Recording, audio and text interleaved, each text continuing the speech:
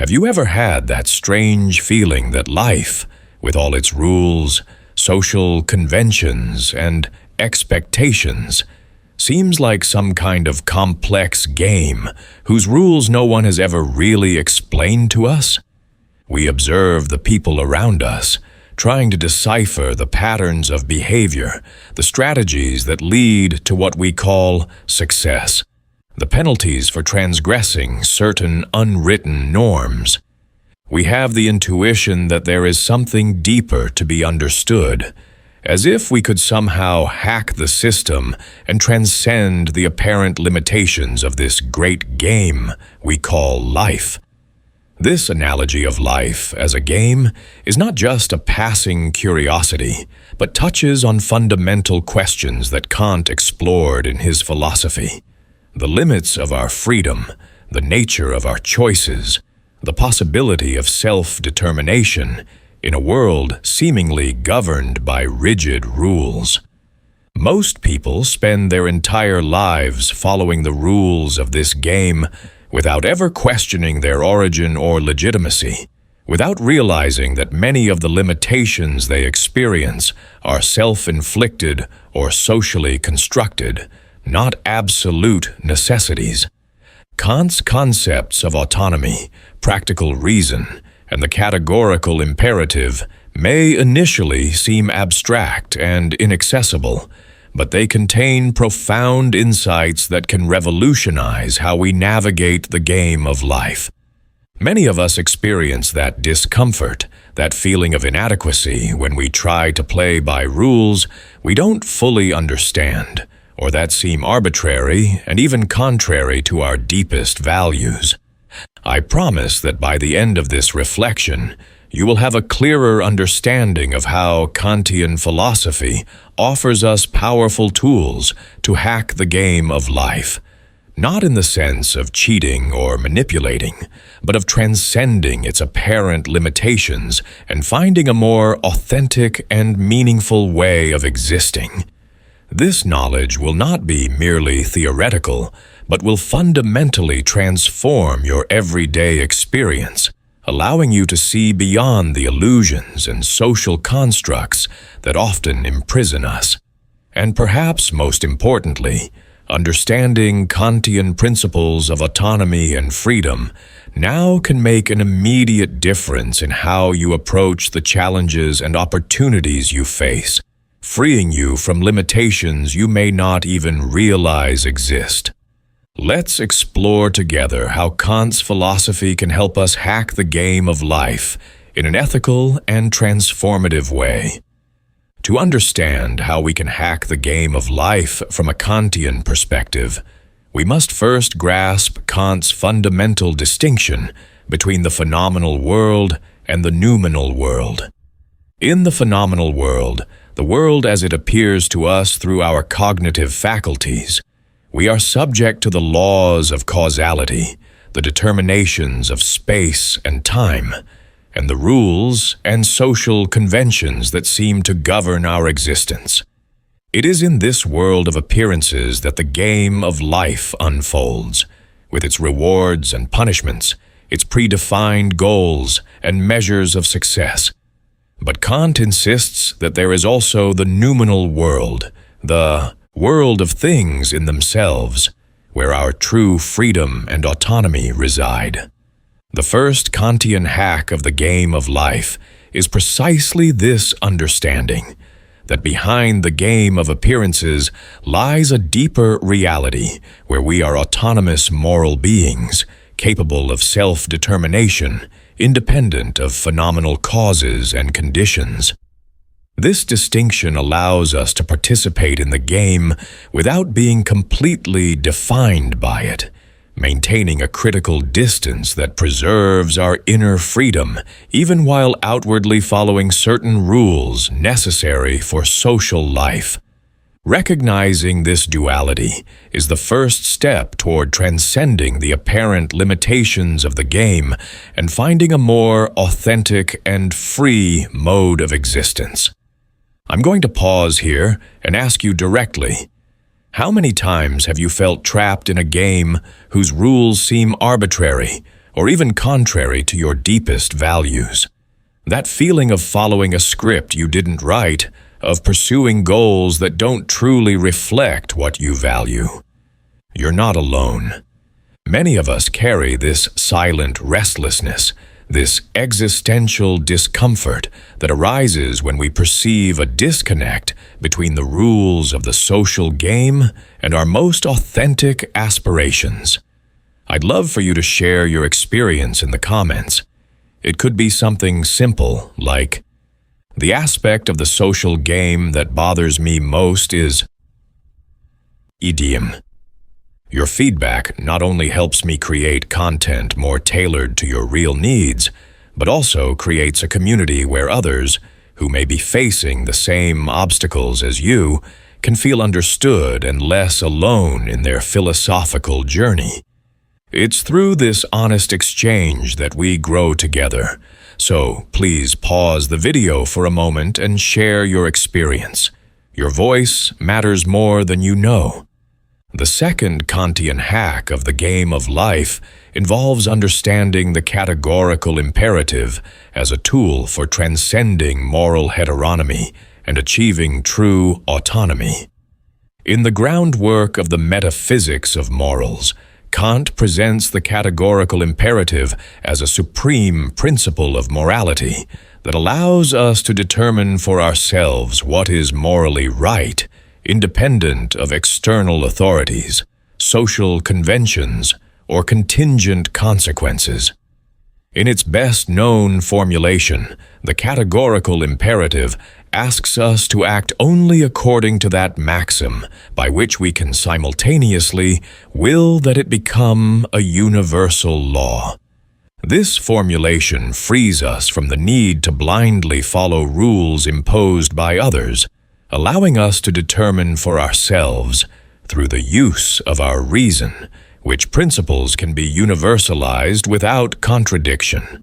But perhaps even more powerful for hacking the social game is the second formulation of the categorical imperative, which directs us to treat humanity, whether in our own person or in the person of any other, always as an end in itself, never simply as a means. In a social game where people are often instrumentalized, treated as mere resources or obstacles in our pursuit of external goals, this principle represents a radical departure. It allows us to see beyond the instrumental logic that permeates many social interactions and recognize the intrinsic value and dignity of each person, including ourselves. Applying this Kantian hack fundamentally transforms our experience of social play. Instead of seeing ourselves as mere players seeking points, rewards, or status within established rules, we begin to recognize ourselves as moral legislators, capable of questioning and evaluating the rules themselves according to universalizable standards of practical reason. Instead of treating other people as NPCs, non-playable characters, in our personal story, as means to our ends or obstacles in our path, we recognize in them the same dignity and autonomy that we claim for ourselves. This shift in perspective does not remove us from the game, but fundamentally alters our relationship with it, allowing us to participate in a way that preserves and expresses our moral autonomy rather than compromising it. We are no longer simply following a script or reacting to predefined stimuli and rewards, but exercising our capacity for self-determination to establish ends that are compatible with respect for the dignity of all rational beings. The third Kantian hack involves the distinction between happiness and the dignity of being happy. In a culture obsessively focused on the pursuit of happiness, often measured in terms of pleasure, comfort, wealth, or social status, Kant offers a radically different perspective. In the Critique of Practical Reason, he argues that the true purpose of human existence is not happiness itself, but the dignity of being happy, which comes from moral action. This hack frees us from the often frustrated and self-destructive search for externally defined happiness, allowing us to find deeper satisfaction in the exercise of our moral autonomy. It is not a question of abandoning the pursuit of happiness altogether, but of recognizing that true happiness does not come from the accumulation of external goods or conforming to social definitions of success, but from living according to principles that we can rationally endorse as universal moral legislators. This perspective allows us to critically evaluate many of the goals and rewards that the social game establishes as desirable, questioning whether they truly contribute to our moral dignity and self-realization as autonomous, rational beings. The fourth Kantian hack consists of recognizing the limits of theoretical reason and the complementary role of practical reason.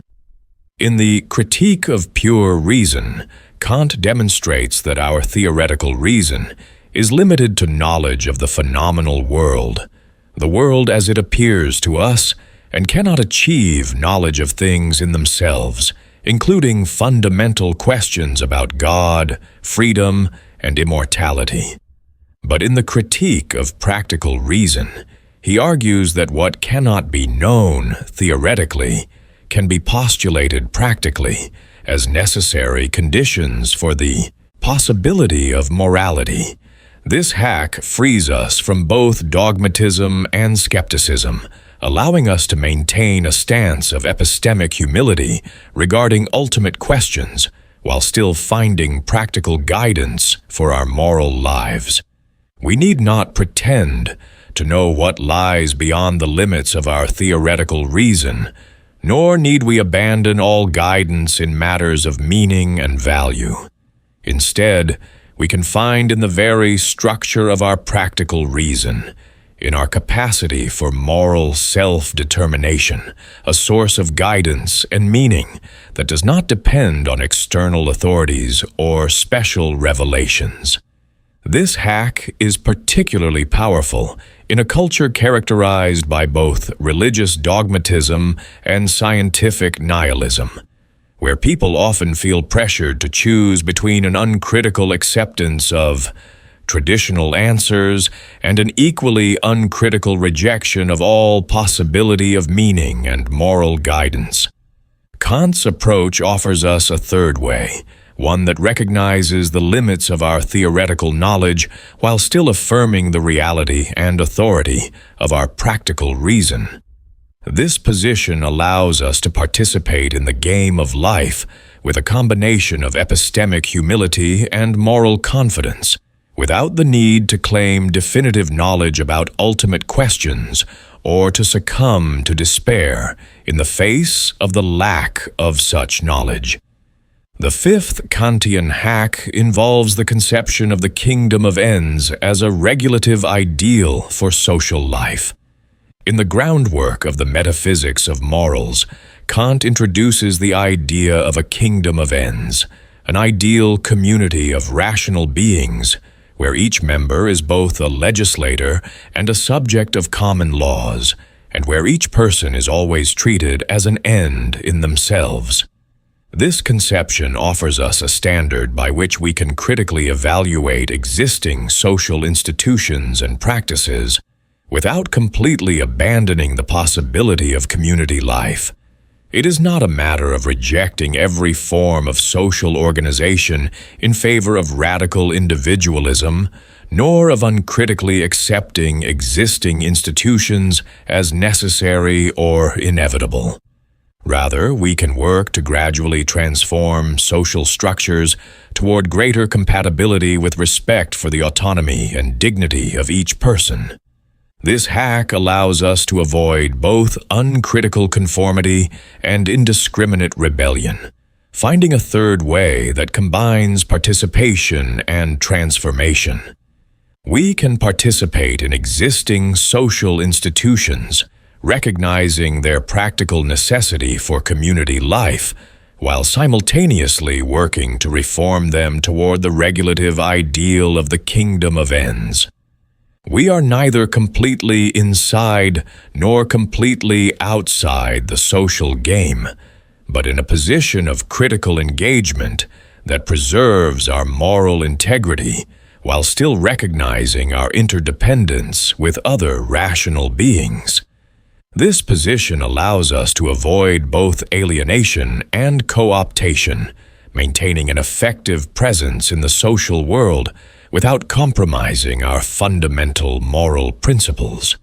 When we apply these 5 Kantian hacks together, we emerge with a transformative approach to the game of life.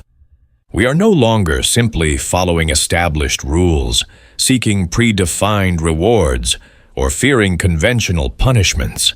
Instead, we become active and critical participants, capable of evaluating the game's own rules and objectives according to standards of universalizability and respect for human dignity. We are not trying to win the game on its own terms, but to transform it into something more compatible with our nature as autonomous, rational beings capable of moral self-determination. And we are not doing this alone, as isolated individuals, but as members of a potential community of moral legislators working together toward the regulative ideal of the kingdom of ends. This Kantian approach to hacking the game of life is not easy. It demands a level of critical self-awareness, moral discipline, and intellectual courage that can be difficult to maintain consistently. It requires us to resist both the temptations of conformity and the appeals of selfishness, to maintain our moral integrity even when doing so has practical costs. It requires cultivating a supportive community of others equally committed to the ideal of moral autonomy, as it is nearly impossible to sustain such a position entirely alone, without the recognition and validation of at least a few others. And it requires us to accept that the transformation we seek is an ongoing and incomplete project, not something that can be definitively achieved in our individual lives. But the benefits of this approach are profound. By hacking the game of life from a Kantian perspective, we recover a sense of agency and self-determination that is often lost in uncritical conformity or indiscriminate rebellion. We find a source of moral guidance that does not depend on external authorities or special revelations, but emerges from our own practical reason as beings capable of self-determination. We develop a relationship with others that is based on mutual respect for dignity and autonomy, not on instrumentalization or manipulation. And we contribute to the collective project of gradually transforming our social institutions and practices toward greater compatibility with the regulative ideal of the kingdom of ends. In a world often characterized by conformity, instrumentalization, and a lack of moral guidance, this Kantian approach offers a path to a more authentic, meaningful, and morally integral life. This Kantian understanding of the game of life and how to hack it has significant practical implications for our everyday lives. First, we become more aware of the subtle ways in which we internalize and uncritically reproduce social rules and expectations that can compromise our moral autonomy. We begin to question not only explicit rules, but also implicit norms, unexamined assumptions, and definitions of success and failure that shape our choices without our conscious awareness. This critical self-examination allows us to identify and resist forms of heteronomy that we previously accepted without question, reclaiming a greater degree of self-determination in our everyday lives. Second, we become more aware of how our interactions with others can easily slide into instrumentalization, treating others as means to our ends rather than ends in themselves. This awareness allows us to cultivate more respectful and mutually affirming forms of relationship, where we recognize and honor the dignity and autonomy of each person. Third, we begin to evaluate our social institutions and practices not only in terms of their efficiency or utility, but also in terms of their compatibility with respect for human autonomy and dignity. This critical assessment allows us to identify opportunities for reform and transformation, to work towards social structures that better embody the regulative ideal of the kingdom of ends. The Kantian hack of the game of life is, therefore, not an escape or denial, but a more conscious and transformative form of engagement. We are not abandoning the game, but changing our relationship to it, participating in a way that preserves and expresses our moral autonomy rather than compromising it. We are not rejecting every form of social life, but working to transform our institutions and practices toward greater compatibility with respect for the dignity and autonomy of each person. And we are not giving up on the possibility of happiness or personal fulfillment, but recognizing that true happiness comes not from conforming to social definitions of success, but from living according to principles we can rationally endorse as universal moral legislators. In a world that often presents us with false choices between conformity and alienation, between selfishness and self-effacement, between dogmatism and despair, the Kantian approach offers us a third way, a path to a more authentic, meaningful, and morally integral life. This path is not easy, and there are no guarantees of complete success. We live in a world that often resists our efforts at transformation, that often penalizes rather than rewards moral integrity, that often prefers uncritical conformity to reflective inquiry. But the difficulty of the path does not diminish its validity or importance. On the contrary, the fact that the Kantian path is difficult only underscores its moral significance, for as Kant himself argues, the moral value of an action lies not in its ease or naturalness, but in its conformity with duty, even when this requires effort and sacrifice. By choosing this more difficult path, we affirm our nature as beings capable of moral self-determination, as ends in ourselves and not merely means to external ends. And by persisting on this path, even in the face of difficulties and challenges, we contribute to the collective project of gradually transforming our social institutions and practices toward the regulative ideal of the kingdom of ends. A community of rational beings where each member is both a lawgiver and subject to common laws, and where each person is always treated as an end in themselves. The Kantian hack of the game of life thus invites us to a form of resistance and transformation that is at once individual and collective, critical and constructive, realistic and idealistic. We are neither uncritically accepting the world as it is, nor escaping into a fantasy world where there are no limitations or challenges. Instead, we are engaged in the practical project of transforming the world from within, through the exercise of our moral autonomy and the cultivation of relationships based on mutual respect for human dignity. This project is infinite, in the sense that it will never be fully realized in our individual lives or even in human history. But its infinity does not make it futile or meaningless. On the contrary, as Kant argues regarding humanity's moral progress, it is precisely the infinite character of this project that affirms our dignity as beings capable of moral self-determination as ends in ourselves, and not merely means to external ends.